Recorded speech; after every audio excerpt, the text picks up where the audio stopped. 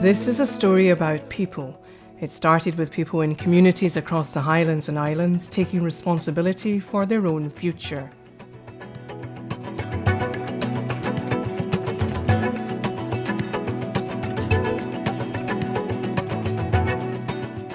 The Asset Crofters Trust. Undoubtedly our greatest strength is that it has the unanimous support of the people who live and work on the croft lands that are up for sale.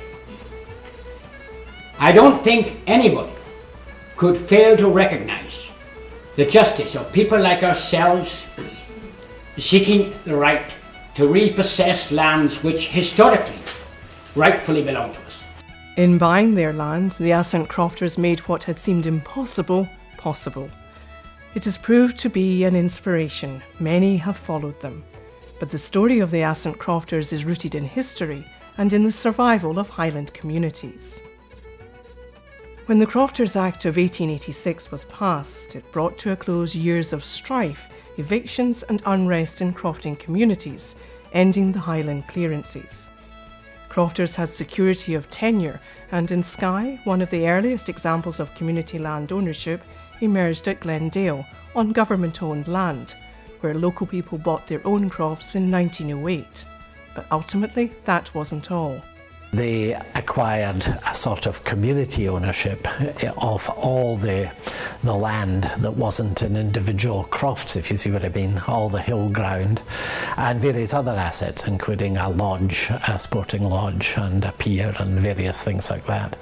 And so that was, in a way, the very first example of something approximating to the community ownership that's now becoming so widespread. Glendale was a one-off of its time. Equally so was the establishment of the Stornoway Trust in 1923, on land gifted to the people by their landlord, Lord Leverhulme.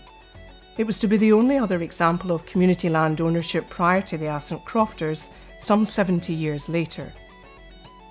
1997 proved to be a pivotal year. Inspired by Asset, the Isle of Eigg Heritage Trust, a partnership between the community, Highland Council and the Scottish Wildlife Trust, took ownership of the island after years of fundraising. It was sometimes quite hard to believe that it was ever going to happen. It was a long, long struggle, but due to all the support we've been given from just everywhere, and it just goes to show that so many people do feel so strongly about the way land is used in Scotland. What happened in Eigg prompted a response from the then new Labour administration. Scottish Office Minister Brian Wilson announced the time had come to focus government support for community land ownership and create the Community Land Unit within Highlands and Islands Enterprise. The thing is that when the specific circumstances arise, that there must be a mechanism, that people must be able to think what was previously unthinkable and at least have all the support that is possible in going for it themselves. The first ask of the newly formed land unit came from Knoydart, a remote peninsula in the West Highlands. Similar to Eigg, it had experienced years of difficulty with successive landlords. In 1999, following a fundraising campaign and grant assistance from Highlands and Islands Enterprise, the Knoydart Foundation took ownership of the 17,000-acre estate. And as the ambitions of communities developed, so did the need to provide support to match it. Highlands and Islands Enterprise obviously was a key leader in this, and it was followed by the lottery, and in partnership with the lottery there was the creation of the Scottish Land Fund in various iterations over the last several years. The first major landholding to be purchased with the initial Scottish Land Fund, a lottery programme, was the Isle of Gia in Argyll in 2002. This was followed a year later by the purchase of the 55,000-acre North Harris estate. Eigg, Knoydart, Gia and North Harris all benefited from the guidance of Stornoway solicitor Simon Fraser, who'd become a leading figure in the groundbreaking movement. On behalf of the North Harris Trust, I deliver into your hands stone and earth of this land, and in doing so, I give unto the North. But after the high-profile buyouts, which were joined in 2006 by the largest to date, the 93,000-acre South Uist estate, activists became concerned that the momentum was being lost. And once again, it was those at the forefront of the community land ownership sector who met and agreed to form Community Land Scotland in 2010. We asked them, well, what do you want us to do? and they said, well, knowledge exchange is one thing, but get community land ownership and land reform back on the agenda. What started in the Highlands and Islands, led by community action, is now creating opportunities for the whole of Scotland. Land reform and community empowerment are now at the heart of the legislative and policy landscape in Scotland. The creation in 2017 of the Scottish Land Commission will keep land reform firmly on the agenda.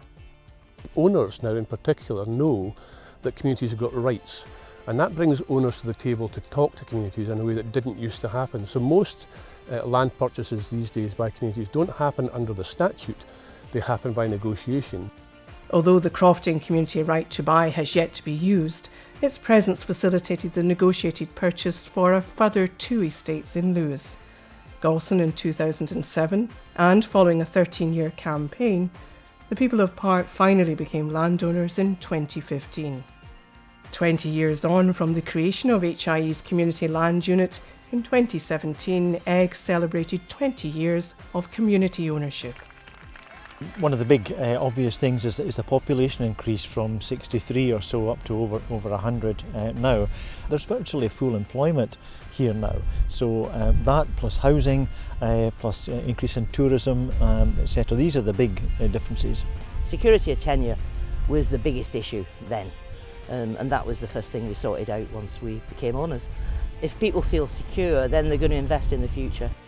All this leaves these communities, like Galson and South Uist, feeling they now have a stronger future. Where we were as an island community was pretty difficult. We had lost 18% of our population 10 years prior to us considering taking on South Uist Estate. However, in the 10 years since then, there's been remarkable recovery. There's been a reversal of the depopulation. We've had to start at the very basics of infrastructure that we see here, where we talk about the ferry terminals and our possibility for future growth in industrial activity. The success of Galson and other trusts is really impressive. The renewable development that we have in Ballintrushail, and these 3 turbines represent, now a steady income stream. But the ambition remains. What I've announced today is to set a target, and that target is for 1 million acres of Scotland to come into community land ownership. Now that we own the land, we are able to do developments that we had no power over before. I think that's the essential thing. I mean, we had the agricultural use of the land before, and of course now we have more power to get houses built, build things like hydro schemes, more power how the land will be used in other ways, like forestry. And I think that's very important. If you own the land, it gives you a tremendous chance to do that. We're making really good progress towards the target, with about 3% of Scotland now under community ownership. It's now a growing and established sector. Community ownership is no longer the preserve of the radicals and the early pioneers, the people like Alan McRae and Maggie Fife and Simon Fraser. It's now a real proven model of community and economic development. Communities plus assets plus a heap of hard work and determination really delivers community control, community empowerment. It delivers communities building their own future.